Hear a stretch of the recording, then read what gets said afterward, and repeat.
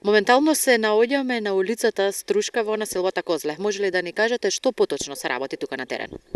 Секторот за заштита на животната средина, Одделението за енергетска ефикасност, продолжува 2016 година со своите активности.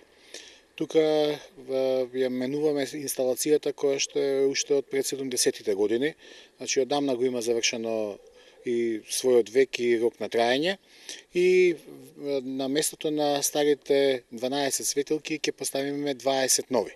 Со тоа што ќе зголемиме безбедноста и предноста на улицата да биде поосветлена и посигурна за самите граѓани. Дали ова се прави тука по барање на граѓаните или општината само иницијативно го прави? Па дели барање на граѓаните, но веќе самата инсталација си го покажува своето. Поради честите дефекти се одлучи, бидејќи улицата се санираше веќе, да се смени самото улично осветлување и со тоа да бидеме во многу подолг период мирни во однос на дефектите и промената во овој дел. Еве може да се забележи дека тука се копа по дворовите на луѓето. Има ли досега некаква реакција од луѓето дека те конечно ќе добијат подобро осветлување?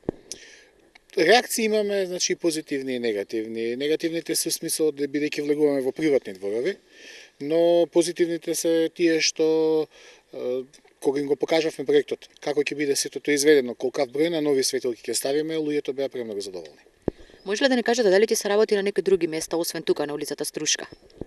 Во местната заедница Пецо Божиновски Кочок ќе се работи и на улицата Јурија Гагарин, покрајениот канал што оди до основното училиште Владо Тасевски. Во Влај ќе се работи на улица на кракот улицата Франц Прешен, значи последниот дел, тој остана неосветлен.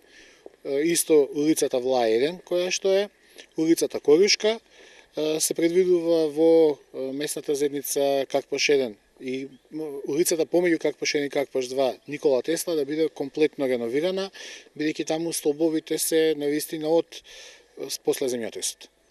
И кога сето ова, може ли да ни кажете, би било готово, би се заокружил цел овој проект на промена на светилките кои сега ги споменавте? Зависиме од временските услови. Значи, еве денеска е баш убаво времето, но бидејќи се наоѓаме во зимски период, може да ни изненади снег, значи не можеме да дадеме точно време кога тоа би било изведено, но како што гледате од 7 до 10 дена секој дел од улиците кои што ги почнуваме да ги работиме, гледаме да ги завршиме.